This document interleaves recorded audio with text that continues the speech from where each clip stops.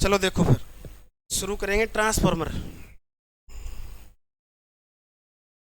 Transformer से आपने देखा होगा पिछला जो अपना पेपर हुआ था ना, एक एलम का ऑनलाइन पेपर था, उसमें ट्रांसफॉर्मर अकेले से 11 क्वेश्चन थे 40 में से। तो ट्रांसफॉर्मर और एक पेपर हुआ था इसरो का पेपर था, शायद इसरो का था, उसमें ट्रांसफॉर्मर से कम 25 क्वेश्चन थे। तो अगर ट्रांसफॉर्मर से क्वेश्चन आते हैं तो अच्छे खासे क्वेश्चन आएंगे। ये ज़रूरी भी है, आसान भी है, और सभी को लगता भी आसान है, लेकिन क्वेश्चन करोगे ना तो कन्फ्यूज़न होगा। ठीक है, तो वो जितने ज़्यादा क्वेश्चन की प्रैक्टिस करेंगे तो वो हमारे से कवर हो जाएगा सब कुछ।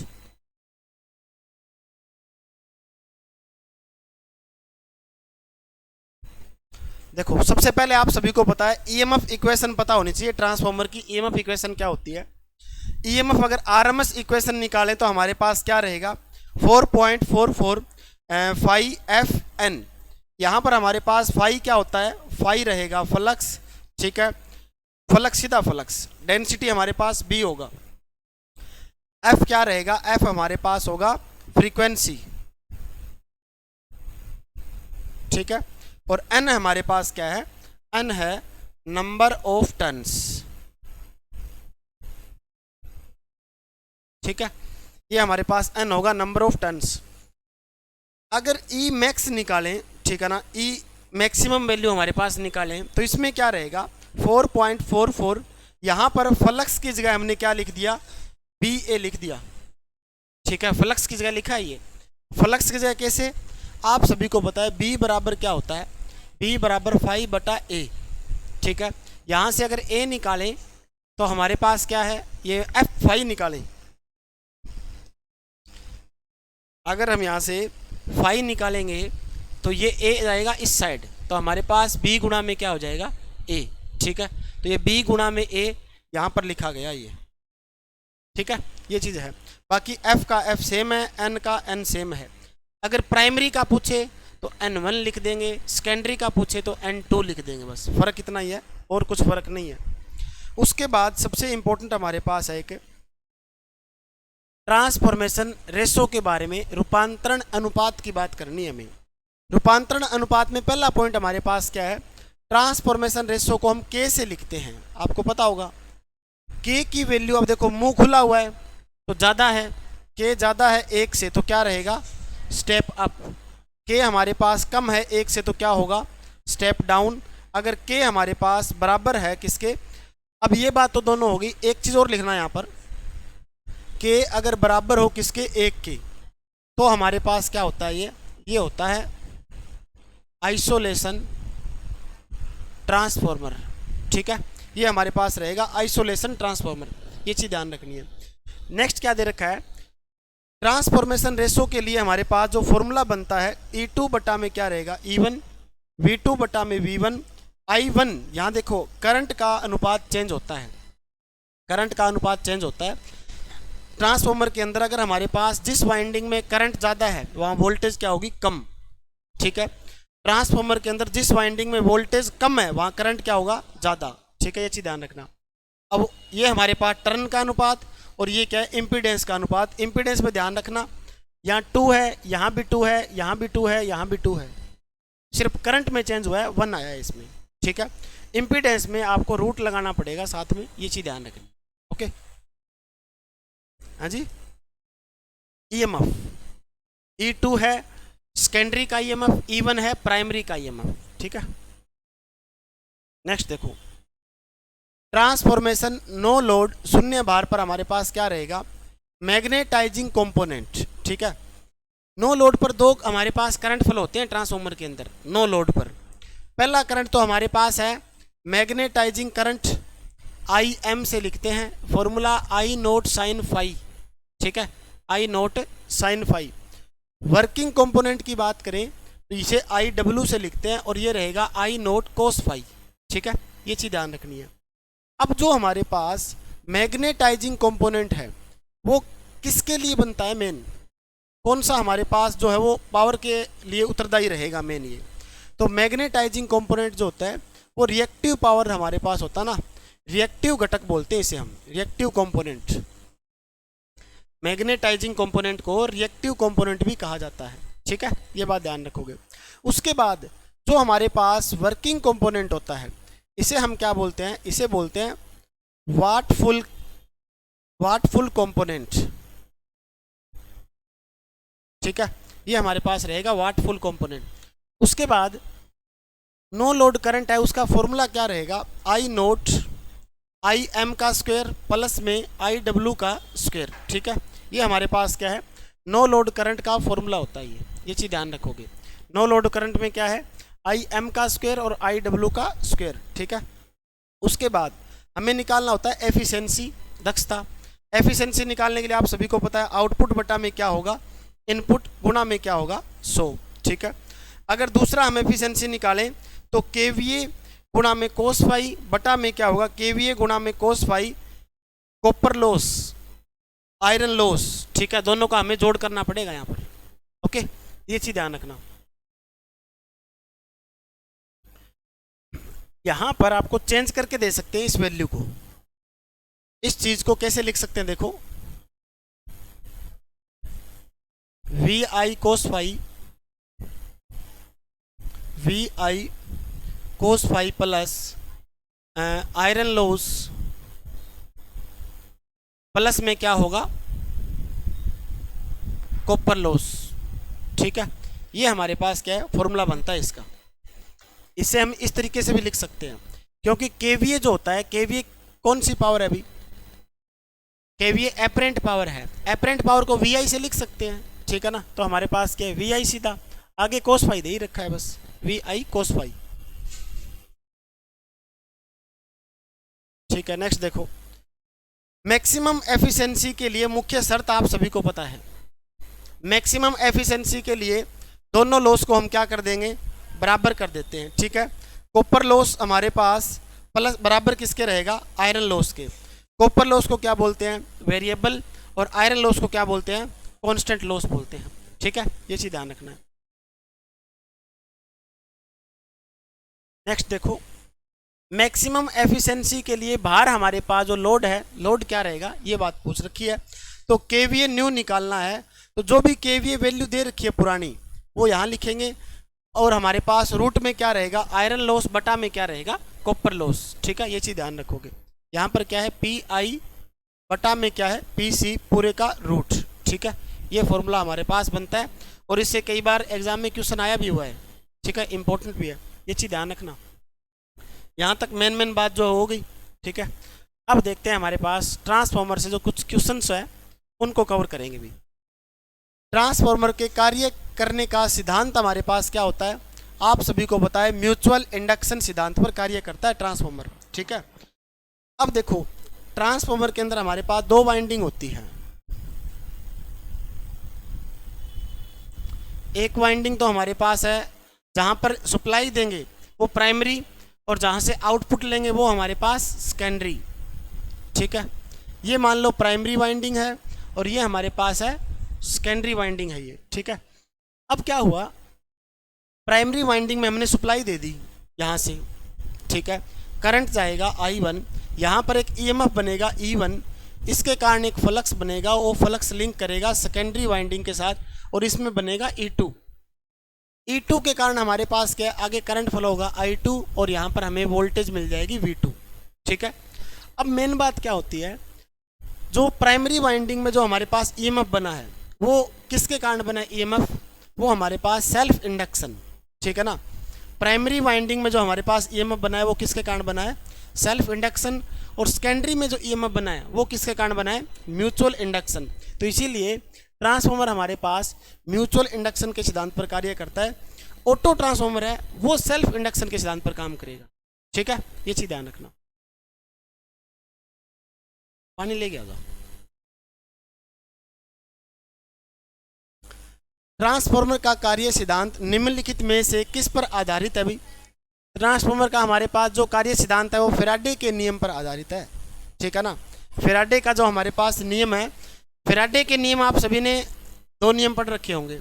वैसे तो फैराडे के अलग अलग नियम है, मैग्नेटिक सर्किट में है, एक इलेक्ट्रोलाइसिस में फैराडे के नियम है। ठीक है, तो फैराडे के दो नियम है। फैराडे का पहला नियम हमारे पास क्या बोलता है,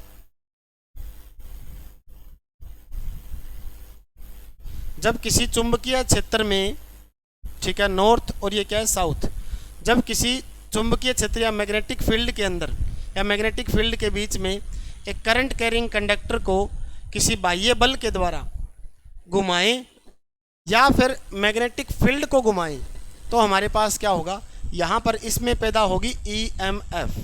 ठीक है, ये था फैराडे का पहला नियम। उसके बाद फैराडे का दूसरा नियम क्या बोलता है?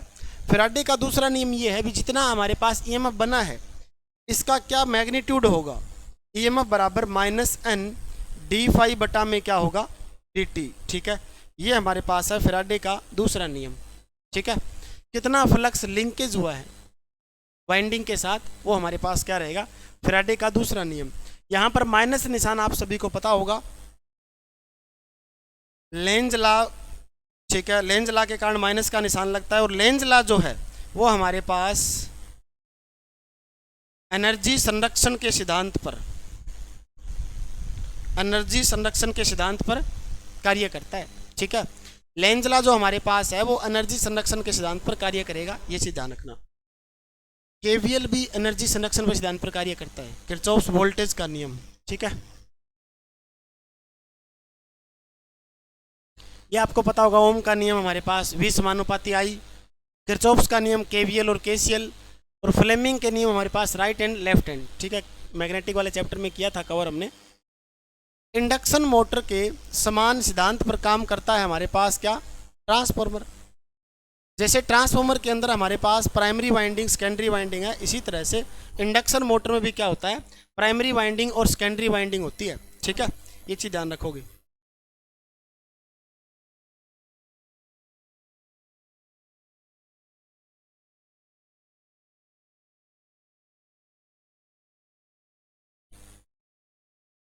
तो इंडक्शन मोटर में क्या होता है, इंडक्शन मोटर के अंदर हमारे पास जैसे ये स्टेटर है, ठीक है, और एक हमारे पास है रोटर, ये है रोटर। इंडक्शन मोटर में स्टेटर जो होता है वो प्राइमरी वाइंडिंग की तरह काम करता है। ठीक है, और इंडक्शन मोटर में रोटर जो होता है वो सेकेंडरी वाइंडिंग की तरह काम करेगा। ठीक है, रोटर के जितने भी पैरामीटर है, पैरामीटर की बात करें, रोटर के अंदर जो करंट है उसे I2 लिखेंगे, रोटर के अंदर जो ईएमएफ है उसे E2 लिखेंगे, रोटर में जो हमारे पास वोल्टेज है उसे V2 लिखेंगे। ठीक है, ये सिस्टम सारा हमारे पास रहेगा, रोटर का 2 के हिसाब से लिखते हैं। इसी तरह से ट्रांसफॉर्मर में भी प्राइमरी साइड का 1 लिखते हैं और सेकेंडरी साइड का 2 लिखते हैं। ठीक है, स्टेटर में जो हमारे पास करंट रहेगा उसे I1, वोल्टेज रहेगी उसे V1 और ईएमएफ बनेगा यहाँ पर जैसे E1 लिखेंगे। ठीक है, यही सेम प्रोसेस हमारे पास ट्रांसफॉर्मर में भी होता है। ठीक है, तो इसका क्या रहेगा, ट्रांसफॉर्मर।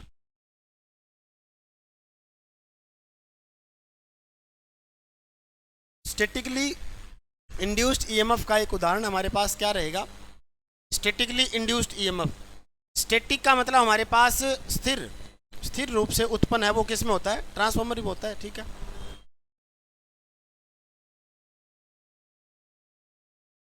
डायनेमिक रूप से किस में रहेगा, एक तो होता है स्टैटिकली इंड्यूस्ड ईएमएफ, एक होता है डायनेमिक इंड्यूस्ड ईएमएफ। पहले तो ये बताओ स्टैटिक इंड्यूस्ड ईएमएफ का फॉर्मूला क्या होता है,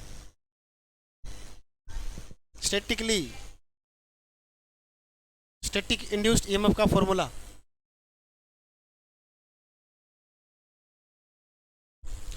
स्टैटिकली ईएमएफ इंड्यूस का फॉर्मूला हमारे पास ईएमएफ बराबर क्या होता है, एल डी आई बटा में डी टी। ठीक है, ये हमारे पास स्टैटिकली इंड्यूस्ड ईएमएफ। ओके, ये तो होता है स्टैटिकली रूप से। बाकी हमारे पास ट्रांसफॉर्मर है वो फैराडे के नियम पर काम करता है।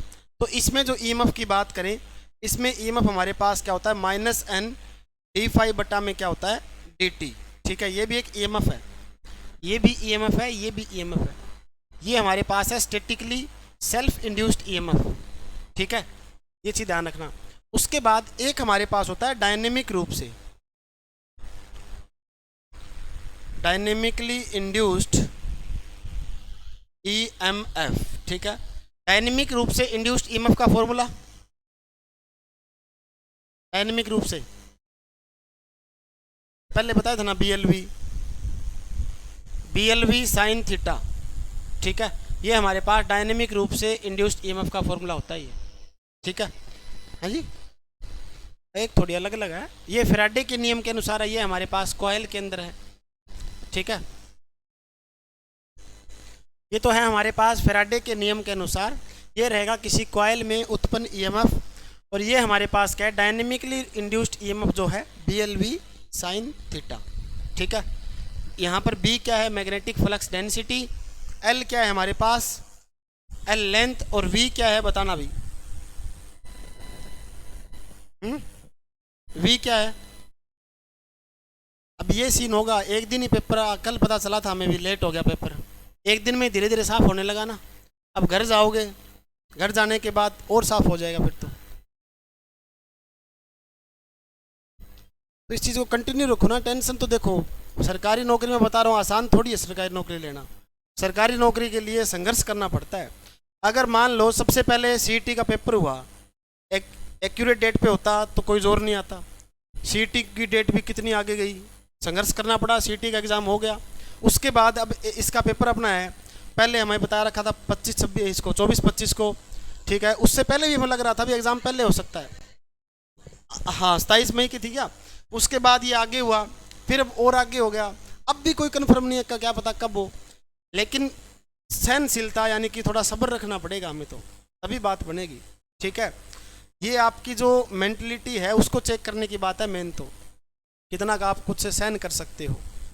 अगर सारी चीज़ टाइम पे हो जाए फिर तो आपको जोर ही नहीं आएगा, जोर ही नहीं आएगा फिर तो। मेन बात ये है ना, इस चीज़ के लिए थोड़ा सा तपना पड़ेगा भी। ठीक है, तपेगा वही सूरज के जैसा चमकेगा फिर। ठीक है, देखो तो हमारे पास डायनेमिकली इंड्यूस्ड ईएमएफ है, BLV क्या रहेगा, साइन थीटा। V बताया नहीं, V हमारे पास क्या होता है, वेलोसिटी। V हमारे पास वेलोसिटी, वेलोसिटी का मतलब क्या होता है, वेलोसिटी हमारे पास होता है वेग, और वेग की इकाई भी पेपर में पूछी गई है। वेग की इकाई क्या होती है हमारे पास, हाँ जी ना, मास इनटू एक्सेलरेशन, तो फोर्स है शायद, फोर्स होता है, फोर्स होता है। ठीक है, यहाँ पर हमारे पास मीटर बटा सेकंड। वेलोसिटी क्या होता है, वेलोसिटी क्या होगा, सुनो बात, वेलोसिटी क्या होगा, क्या चीज़ है इसमें,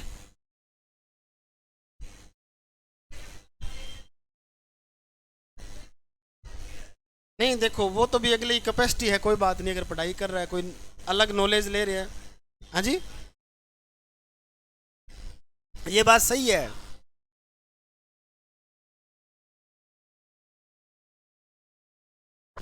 ये चीज़ तो फिर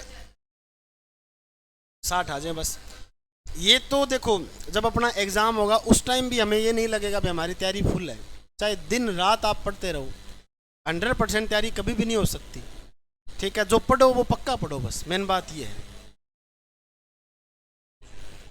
तो भी तैयारी तो वही रहेगी, 100% तो नहीं हो सकती। वो देखो मेरी बात सुनो, सोशल मीडिया आजकल डिजिटल ज़माना है, बहुत कुछ डाइवर्ट होगा, बहुत कुछ माइंड आपका डाइवर्ट करेंगे। ये सिस्टम ही आजकल ऐसा है, इससे दूर रहो, अपनी पढ़ाई पे ध्यान दोगे तो आपके लिए बेस्ट रहेगा। ठीक है ना, हाँ बिल्कुल है, यही तो मेन बात है। बस मैं फिर वो ग्रुप को बंद किया मैंने, तब जाके बात बनी। देखो तो वेग हमारे पास क्या होता है, वेलोसिटी डिस्प्लेसमेंट बटा में टाइम। ठीक है, वेलोसिटी जो होता है ना, डिस्प्लेसमेंट बटा में क्या रहेगा, टाइम। ठीक है, डिस्प्लेसमेंट बटा में टाइम। डिस्प्लेसमेंट होता है विस्थापन, शॉर्ट दूरी, कम दूरी को बोलते हैं डिस्प्लेसमेंट। डिस्प्लेसमेंट हमारे पास जो है इसकी इकाई क्या होगी, मीटर, और टाइम की इकाई क्या होगी, सेकंड। तो मीटर बटा में क्या है, सेकंड, किसकी इकाई है, वेलोसिटी की। सेम यही इकाई स्पीड की भी होती है। स्पीड भी हमारे पास क्या होता है, स्पीड भी डिस्टेंस बटा में क्या होगा, टाइम। डिस्टेंस की इकाई क्या रहेगी, मीटर, और टाइम की इकाई क्या रहेगी, सेकंड। तो मीटर बटा में क्या होगा, सेकंड। ठीक है, फर्क क्या है, वेलोसिटी v से याद रखेंगे वेक्टर, ये तो है वेक्टर, ठीक है, और ये एस से याद रखेंगे स्केलर, ठीक है। तो हमारे पास ये स्केलर क्वांटिटी है, ये वेक्टर क्वांटिटी है, फर्क इतना ही है बस, ठीक है ना, ये चीज़ ध्यान रखना है। ये मैंने बता दिया डायनेमिकली इंड्यूस्ड ईएमएफ के बारे में, ठीक है। अब टाइम अपने पास फुल है तो इसलिए डिटेल से सारी बातें ज़्यादा हो रही है।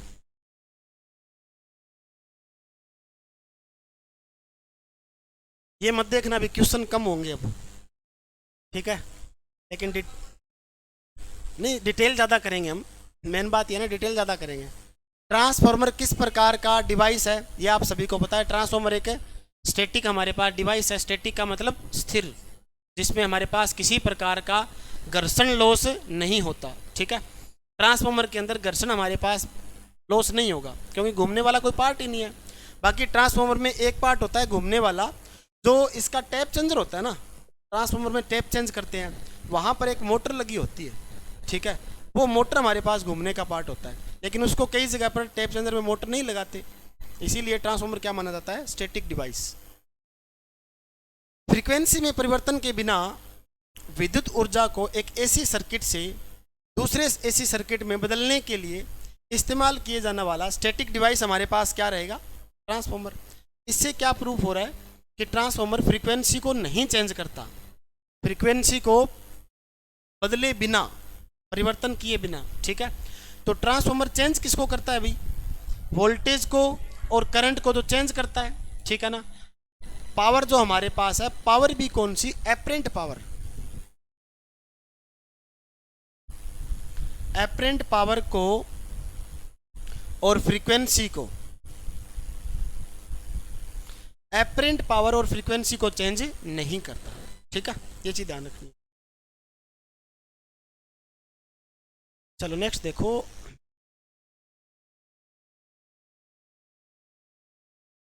ट्रांसफार्मर का प्रयोग परिवर्तित करने के लिए किया जाता है। ट्रांसफार्मर किसको चेंज करता है, किसको परिवर्तित करता है, पावर फैक्टर को नहीं करेगा, फ्रीक्वेंसी नहीं करेगा।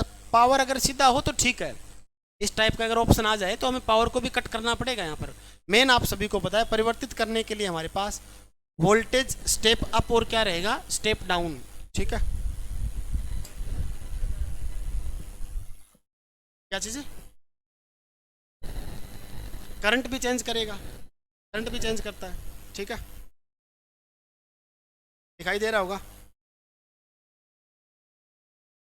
जमा दे रहा हो रहा है उसमें, हैं दिन निकले।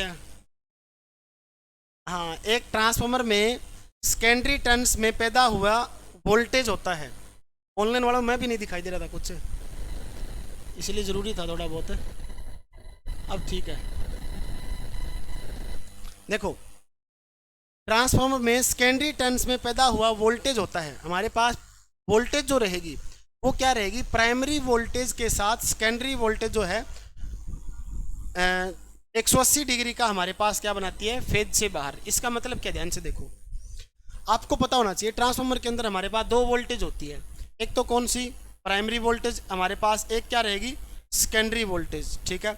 तो प्राइमरी वोल्टेज जो रहेगी ये हमारे पास क्या है, प्राइमरी वोल्टेज है V1, सेकेंडरी वोल्टेज है इसके आउट ऑफ फेज रहेगी 180 डिग्री, ठीक है। यहाँ पर हमारे पास 180 डिग्री का एंगल बना के, और ये वोल्टेज क्या रहेगी, सेकेंडरी वोल्टेज, ठीक है। ये चीज़ ध्यान रखनी है, इंपॉर्टेंट भी है। अरे कौन गया, प्रवीण के यही था, मनोज गया,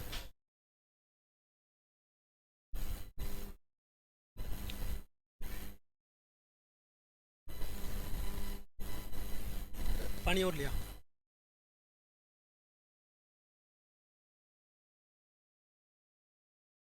ट्रांसफार्मर की कोर खालिस्तान से बनाई जाती है, किससे बनाते हैं आप सभी को पता है। ट्रांसफार्मर की कोर किससे बनाते हैं, सिलिकॉन स्टील से।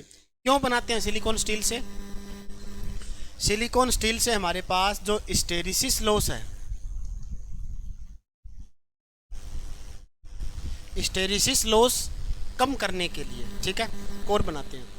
अब मेन बात ये सोचना भी, तैयारी जो कर रहे हो ये समझो आपको कुछ भी नहीं आता, ठीक है, बिल्कुल जीरो लेवल से, ठीक है। अच्छी बात है, जो आपने पढ़ रखा आपकी तैयारी बेस्ट थी। अब आपके दिमाग में ये आना चाहिए भी हमें कुछ नहीं आता, जीरो लेवल है, बिल्कुल उस हिसाब से पढ़ रहे हैं हम, ठीक है। ये चीज़ पे पक्की हो जाएगी, फिर नहीं भूल पाओगे फिर आप।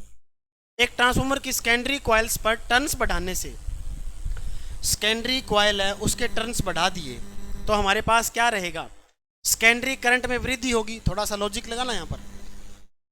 अब हमने क्या किया है, एक ट्रांसफॉर्मर है उसकी सेकेंडरी कॉइल्स में हमने क्या कर दिया, टर्न्स बढ़ा दिए, यानी कि N2 ग्रेटर देन कर दिया किससे, N1 से। तो कौन सा ट्रांसफॉर्मर है ये, स्टेप अप है ना, ये तो आपको पता चल गया अभी।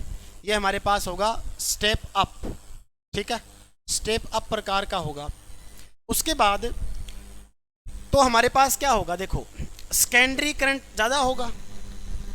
अगर सेकेंडरी साइड मान लो स्टेप अप हमारे पास है, स्टेप अप का मतलब क्या होता है, V2 ज़्यादा किससे, V1 से। अब हमारे पास यहाँ वोल्टेज ज़्यादा है किससे है, V1 से, यानी कि प्राइमरी वोल्टेज से। तो करंट का क्या अनुपात रहेगा, करंट हमारे पास I2 है वो कम होगा किससे, I1 से।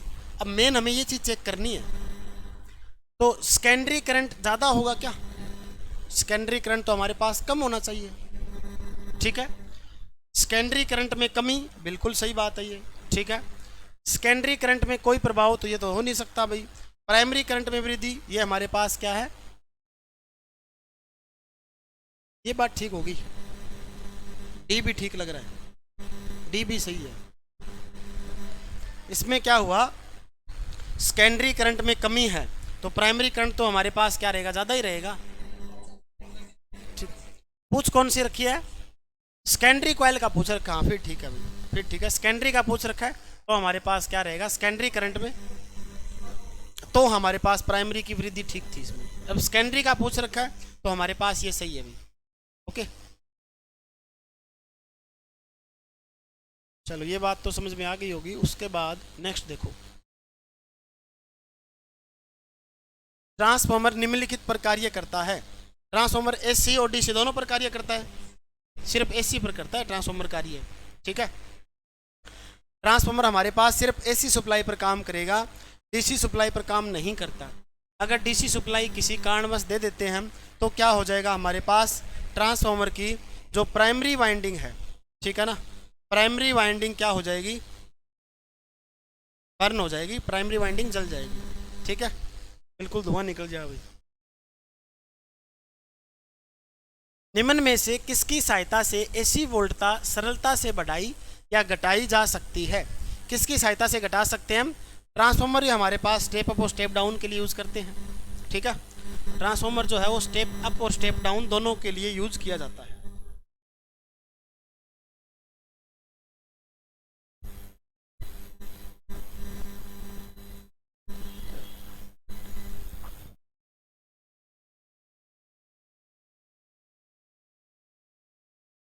नेक्स्ट देखो, प्राइमरी और सेकेंडरी वाइंडिंग के संबंध में किसी ट्रांसफॉर्मर का EMF समीकरण होता है। अब ट्रांसफॉर्मर का EMF समीकरण हमारे पास क्या रहेगा, ये आपको पता रखा है, पूछ रखा है इसमें। तो E बराबर 4.445N, ये तो गलत है, ओम नहीं होगा, 4.445N, और ये कोमा नहीं आएगा यहाँ पर, ठीक है, यहाँ ये स्लेश नहीं आएगा, BA ये ठीक है भाई। उसके बाद E2 हमारे पास, ये भी गलत है, तो ये क्वेश्चन सही कर लेना, ये गलत है। बाकी हमारे पास क्या रहेगा, इसका उत्तर C सही आएगा, ठीक है, इसका उत्तर C सही आएगा। और ये चेंज कर लेना, यहाँ पर ओम की जगह वोल्ट होगा, ठीक है, ओम की जगह वोल्ट होगा। जितने क्वेश्चन सही है गलत है वो एक बार आप बुक में कर रहे हो ना सही तरह से, बुक कहाँ है, बुक में से है ना, सही कर लेना।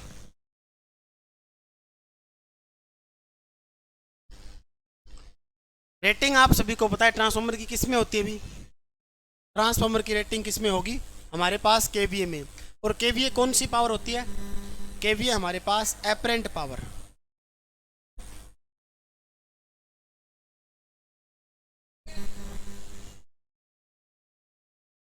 मौसम तो हो रहा है बहुत ज़्यादा यार, बांध क्या यार कुछ,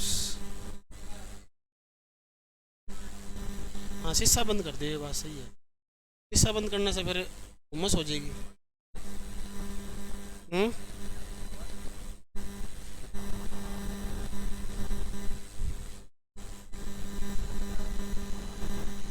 हाँ हाँ, अल्टरनेटर भी हमारे पास केवीए होता है, ठीक है।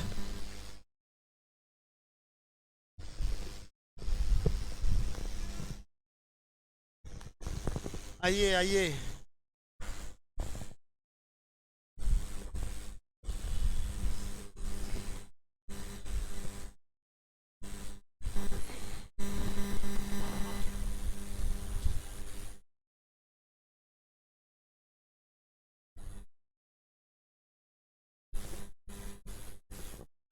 घर नहीं गए थे क्या?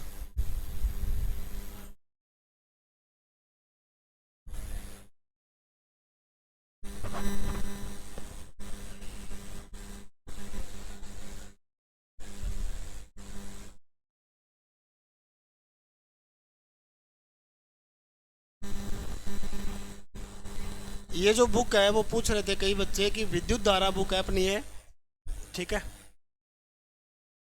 टेलीग्राम चैनल है, उस पर मैंने डाल रखा है इस बुक के लिए। ये बुक है विद्युत धारा, टेलीग्राम चैनल पर डाल रखा है। पूरे हरियाणा में ये जो बुक कहाँ मिलेगी, उस बुक शॉप का नाम भी है उस पर।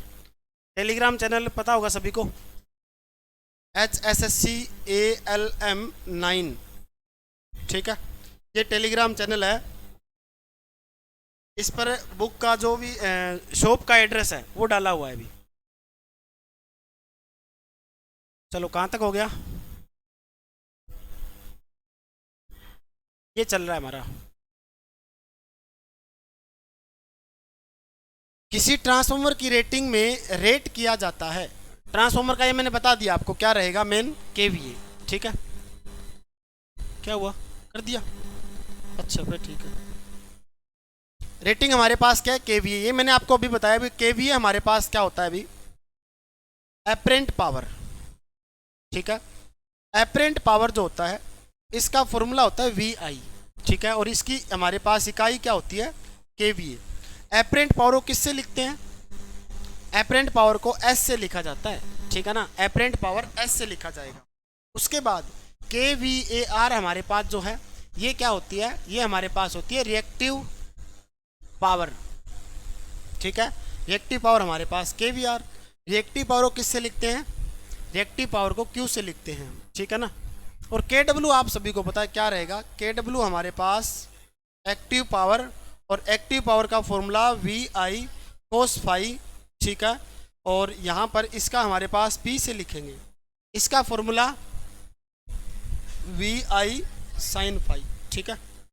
ये सारी चीज़ नोट कर लेना भाई।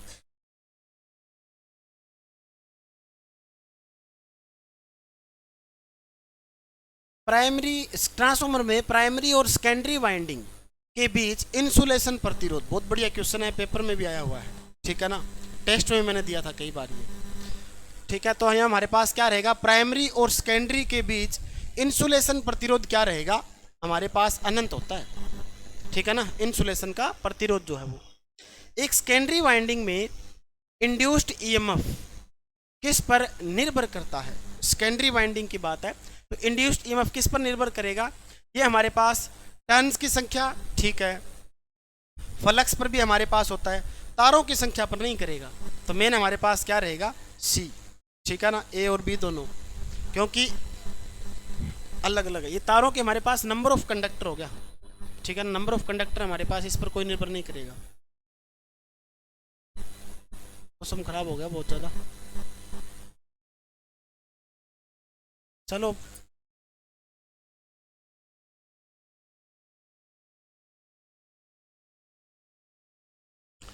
ट्रांसफार्मर में फ्लक्स परिवर्तन की औसत दर हमारे पास कितनी होती है, ये पूछा गया है। कोई ट्रांसफार्मर है उसके अंदर फ्लक्स परिवर्तन होने की जो एवरेज रेट है वो हमारे पास कितना होगा, ये आप सभी को ध्यान रखना है। अभी एवरेज रेट हमारे पास क्या होता है, जब भी EMF इक्वेशन लिखते हैं वहाँ पर हमारे पास क्या लिखते हैं, 4.44, ठीक है ना। 4.44 F के हिसाब से लिखा जाता है, फ्रीक्वेंसी के हिसाब से। बाकी 4.44 होना था। चलो एक बार इसको छोड़ दो, कितने नंबर है ये, 17 नंबर, ठीक है। 18 देखो, एक ट्रांसफार्मर में जिस वाइंडिंग को विद्युत ऊर्जा प्रदान की जाती है ट्रांसफॉर्मर हमारे पास है, जिस वाइंडिंग को इलेक्ट्रिकल एनर्जी देंगे तो वो हमारे पास क्या रहेगा अभी, वो हमारे पास प्राथमिक, ठीक है। जिसको सप्लाई देते हैं वो प्राइमरी, जिससे वोल्टेज लेंगे हमारे पास वो क्या है, वो सेकेंडरी।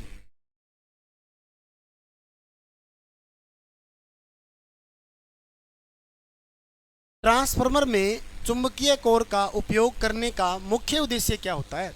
मैग्नेटिक कोर हम क्यों यूज करते हैं, नॉन मैग्नेटिक कोर यूज क्यों नहीं करते भी, ठीक है। इसका मुख्य उद्देश्य हमारे पास क्या दे रखा है, एडी करंट प्रवाह के नुकसान को रोकता है, चुंबकीय हिस्टैरिसीस को इसका कोई मतलब नहीं है, लो के नुकसान को कम करता है, सामान्य चुंबकीय प्रवाह पथ के अभाव को कम करता है। मेन हमारे पास क्या रहेगा, मैग्नेटिक जो रास्ता है उसके लिए मैग्नेटिक रास्ता आसानी से प्रोवाइड करवा दे, वो हमारे पास क्या होता है, चुंबकीय कोर रहेगा, ठीक है। ये चीज ध्यान रखना है। प्रवीण तू ऊपर जा, ऊपर तो नहीं यार, रहने दे, नीचे जा, नीचे मोहन जी है, मोहन जी ने बोल दे ऊपर कोई बारह कोई चीज ना संभाल ले एक बार। क्यों चार पाई तो धोइजगी शायद थोड़ी देर बारी सही पहला वाह, मैं सुकून खातर बारह छोड़ रखी, वह गिल्ली होगी। हाँ यही बात सही है। घरे तो कौन जास का आज, कोई घरे कौन जाना किसी ने ना, मौसम खराब हो गया बहुत ज्यादा। हाँ वही आओगे।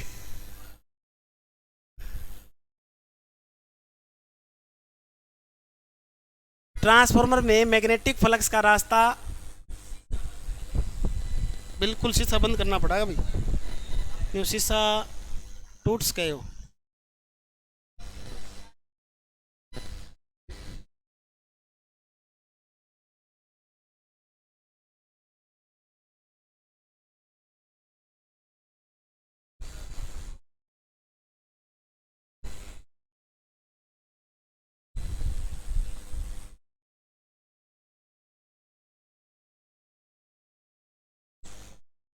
बोल दिया। नेक्स्ट देखो, ट्रांसफार्मर में मैग्नेटिक फ्लक्स का रास्ता खालिस्तान वाला होता है। हमारे पास ट्रांसफार्मर की जो कोर है उसमें रिलेक्टेंस क्या होना चाहिए, कम से कम, जितना कम होगा उतना ही फ्लक्स हमारे पास क्या रहेगा, बढ़िया फ्लो होगा। ये बारह निकालो, ये बारह निकाल दो।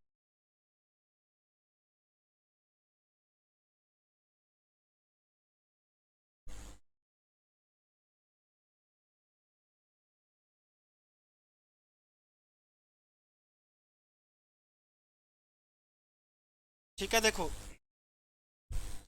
मेन हमारे पास क्या, रिलेक्टेंस, रिलेक्टेंस को लिखते हैं एस से, एस बराबर हमारे पास क्या होता है, एम बटे में फाई, ठीक है। अब क्या होगा, रिलेक्टेंस जितना कम फ्लक्स उतना ही क्या रहेगा हमारे पास ज़्यादा। तो किसी भी कोर के अंदर, ट्रांसफार्मर की कोर है उसमें रिलेक्टेंस क्या होना चाहिए, कम से कम, एम्पियर टर्न बटा में वेबर इसकी इकाई होती है।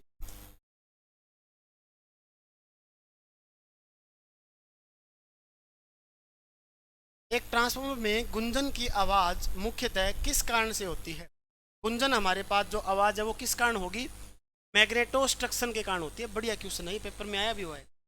जो मैग्नेटिक सिस्टम बनता है ना ट्रांसफार्मर के अंदर, प्राइमरी और सेकेंडरी वाइंडिंग के बीच में, उसके कारण क्या होता है, उसके कारण हमारे पास क्या रहती है, गुंजन की आवाज़, humming sound.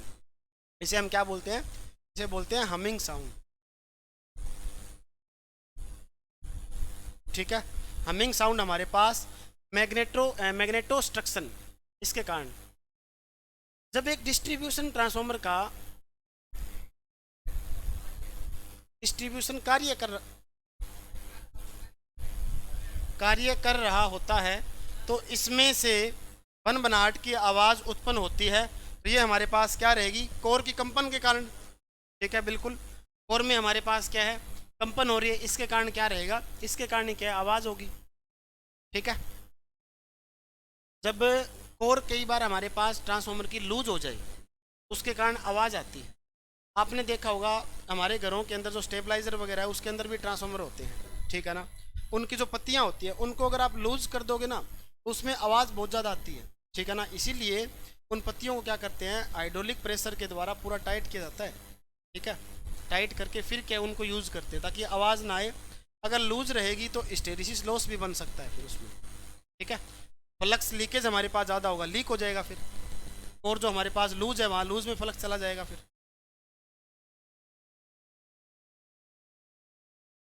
Transformer rated voltage से जुड़ा हुआ है, हमिंग की आवाज़, हमिंग की आवाज़ करता है।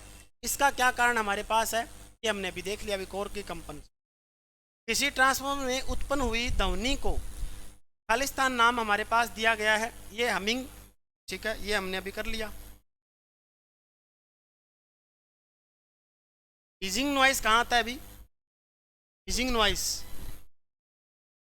हीजिंग नॉइस कहाँ आता है, कोरोना लॉस के अंदर, ठीक है ना। कोरोना लॉस में क्या होता है, हीजिंग हमारे पास जो है वो नॉइस आता है, ठीक है, ये चीज़ ध्यान रखो।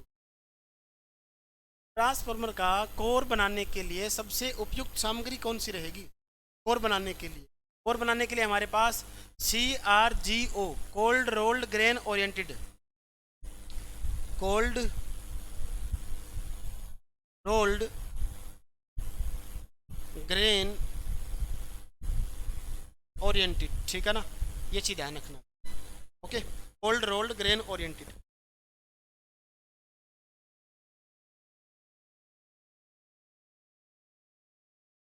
कोर के लेमिनेशन आमतौर पर निम्नलिखित में से किसके बने होते हैं। कोर की जो लेमिनेशन हम करते हैं आमतौर पर हमारे पास सिलिकॉन स्टील की, ठीक है, कोर की बात है, मैं नहीं है, ठीक है। कोर हमारे पास किसकी होगी, सिलिकॉन स्टील की, कास्ट आयरन की नहीं बनाएंगे, कार्बन की नहीं बनाते, स्टेनलेस स्टील की नहीं है, ऑप्शन के हिसाब से सही हमारे पास बन रही है, ठीक है। ट्रांसफार्मर कोर को लेमिनेट, मैंने बताया था लेमिनेशन किस लिए करते हैं, लेमिनेशन हमारे पास एडी करंट आने को कम करने के लिए, ठीक है।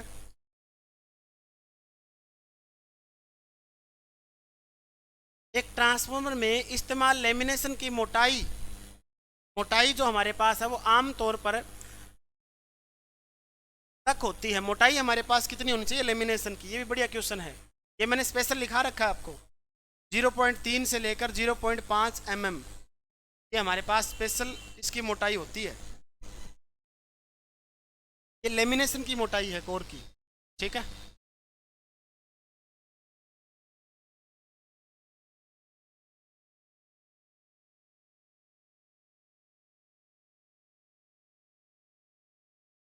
लेमिनेशन की चौड़ाई पूछ ले तो भी, लेमिनेशन की चौड़ाई हमारे पास लगभग 0.5 mm, ठीक है। ट्रांसफार्मर कोर के लेमिनेशन पर इनेमल कोटिंग, इनेमल कोटिंग किस लिए करते हैं, गुंजन को कम करने के लिए नहीं रहेगा, असंजक प्राप्त करने के लिए हमारे पास नहीं है, एक दूसरे, क्या चीज़ें, इनेमल कोटिंग का मतलब हमारे पास जो ट्रांसफार्मर है उसके ऊपर हम बेकेलाइट की जो कोटिंग कर रहे हैं ना, जो हमारे पास बेकेलाइट जो लिक्विड होता है, ठीक है ना, ये मैंने आपको वार्निश टाइप का, वार्निश करते एक लेप लगा देंगे, वो हमारे पास एनेमल कोटिंग रहेगी। नॉर्मल कोटिंग का मतलब नॉर्मली हम जो इस पर बेकेलाइट की कोट कर रहे हैं वो हमारे पास एनेमल कोटिंग, एक दूसरे के खिलाफ लेमिनेशन को अलग करने के लिए हमारे पास किया जाता है।